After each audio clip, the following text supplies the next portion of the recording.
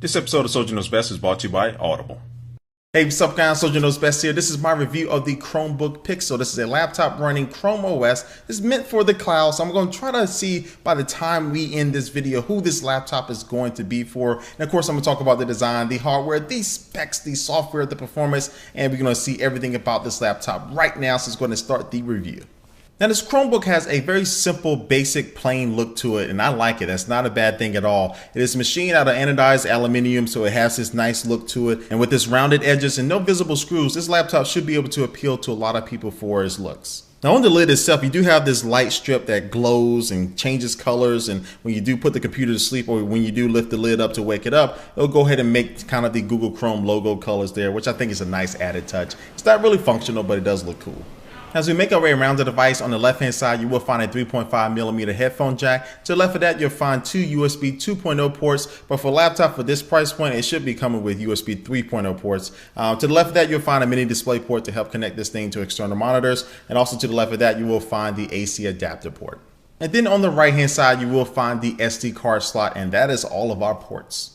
One thing you will notice while looking at this computer is that it doesn't have any visible vents at all. It has active cooling, but it's not really doing a good job at that. When I am watching video online, on the bottom, the left-hand side does get warm, and I had a friend that was using this and they were like, this is extremely hot for them. So it kind of gets kind of hot, just like the older generation MacBook Pros did. It doesn't bother me too much, but it is one thing to note.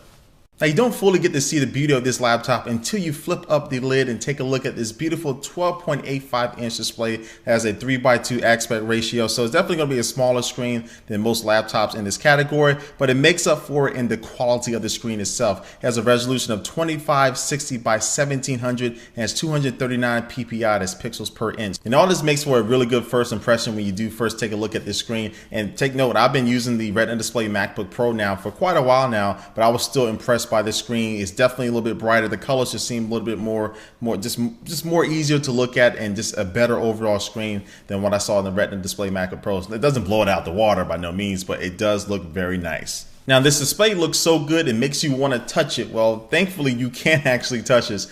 This is a Gorilla Glass multi-touch screen, so you can actually navigate it just like a tablet. You can pinch and zoom on certain images, or if you're in Google Maps, you can scroll up and down web pages, you can tap around, you can fully navigate this computer just by using touch. And I'll quickly wrap up my touchscreen experience just by saying it is usable. Now, when I did remember to use it, I was able to, again, just to scroll up and down web pages, or I just tap and hold anywhere on the screen to activate the right click function. And it was just kind of a joy to use. It basically like having a tablet there when you needed it or when you wanted to use it, but still have that laptop functionality ready to go whenever you want to switch to it. So the touchscreen is a plus. Now, for most of the times, you're not going to be using the touchscreen, and you're going to be using the multi-touch glass trackpad that's at the bottom here. And right above that, you will find probably the nicest keyboard that I've used in a very, very long time. This is a backlit keyboard, so you are working at nighttime or in the dark, you'll be able to still see the keys. And the keys are just really spaced perfectly. They have the right amount of feedback to them. I really love the feel of this keyboard. At the top, you'll find a whole bunch of function keys. You'll find a dedicated refresh button. You'll also find a full screen button, volume controls, and your power button. All right, so that's a look at the outside of this computer. Now let's going to take a look at the inside. Now this computer is featuring an Intel Core i5 processor, which is going to be dual core at 1.8 gigahertz, and also has Intel HD Graphics 4000, which is going to be integrated graphics. That also comes with 4 gigabytes of DDR3 RAM and also a 32 gigabyte solid state drive. So you may see that the storage capacity is definitely low, especially again for a computer of this price point. But the Google does throw in 1 terabyte of usage with Google Drive. That's going to be free for 2 years. And again, this is a cloud computer, so you're not really meant to have a whole bunch of local storage on it. Also on the inside, you will find Bluetooth 3.0 and also dual band Wi-Fi. And the version I'm reviewing right now is the Wi-Fi only version. They do offer another version that has Verizon LTE built inside of it alongside GPS. Now, as far as the battery, Google says you should be able to get about 5 hours of active use. And I would say in my testing, it was right around that. I sometimes got a little bit lower than that. Sometimes I got a little bit more than the 5 hours. And real quick, I'm just going to hit on the built-in speakers and say that these speakers are loud. They even have a little bass to them as well, which is a nice touch. So the speakers are definitely a plus on this Chromebook Pixel. So that's all the hardware. Now it's going to take a look at the software. So this laptop is running the Chrome OS, which is basically like the Google Chrome web browser, but it has a couple different enhancements to make it feel a little bit more like a desktop OS. And now, since this OS is pretty lightweight, it's not too much going on with it, and you combine that with a solid state drive, the boot up times, the shutdown times, and just waking up from sleep are just blazingly fast.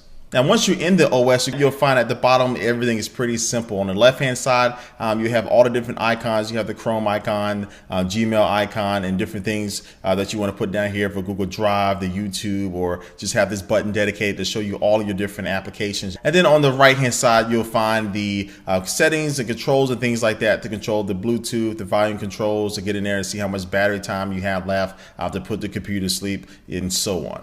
Now again, this OS is touch compatible, so you can rearrange the icons on the bottom left hand side if you wanted to, and also too, you can hide the bar there at the bottom just by swiping up, and then if you want to show it again, just swipe up again. And you can also tap on this resize button when you do have a window open, and either move a window to the left or to the right hand side, or you can minimize it down to the bottom. And just take a look at the applications. Built in, you'll find all the standard apps from the calendar application, Google Docs, Google Drive, Google Slides, things like that. Now, when you want to install other applications like games or productivity apps or Twitter apps and things like that, you need to go to the Chrome Web Store. Now, every application that is inside this web store is not compatible with this Chrome OS laptop, but most of them are. So you'll find the standards like Angry Birds and different games like Cut the Rope and stuff like that. Then also you'll find Picasa, you'll find the Weather Channel application. I mean, you'll find a lot of the core applications that are on basically every platform right now on the Chrome Web Store. So again, just to be clear, you're not going to be installing Call of Duty or Photoshop or things like that on this laptop. You're going to be living in the cloud. But again, my experience with this laptop, with everything just being up there in the cloud, was pretty enjoyable. I mean, as long as you have an internet connection, you're not going to really feel disconnected at all. Now, you can do some things offline, but again, you're meant to be on the internet. And now I'm going to wrap up this review of the Chromebook Pixel. Now, who is this laptop for? I can honestly say that this is probably for most of you guys out there.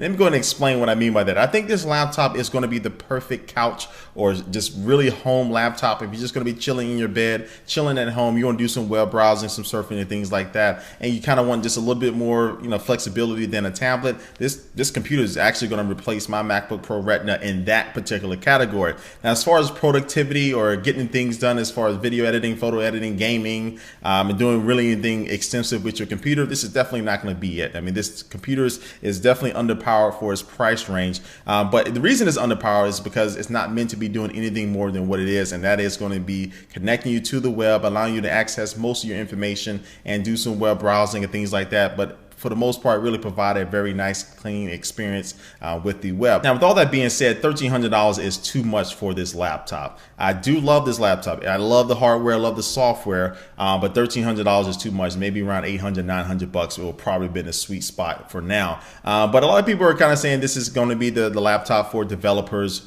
for Chrome OS and things like that, which I can see that. But if you are, for some reason, willing to spend $1,300 on this laptop, I don't think you'll be disappointed if you know exactly what you're spending that money on. But this laptop is going to be something I'm going to keep personally, and I think it's just a really solid machine overall. I just want the price to come down a little bit, and hopefully it will in the future. So anyway, guys, it's been my Chromebook Pixel review. I want you to leave a comment down below what you think about this laptop. It's just something that you would buy, something that you want yourself. But before I do officially in this video, guys, I'm going to take one last look at our sponsor for this video.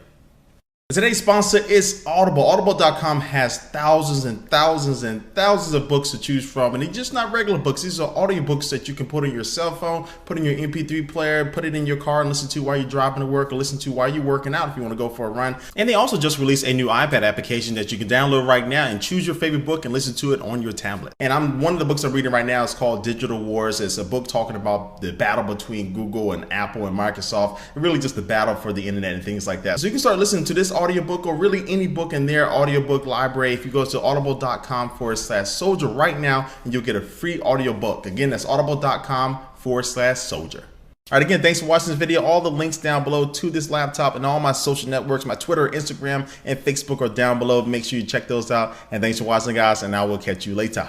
Peace.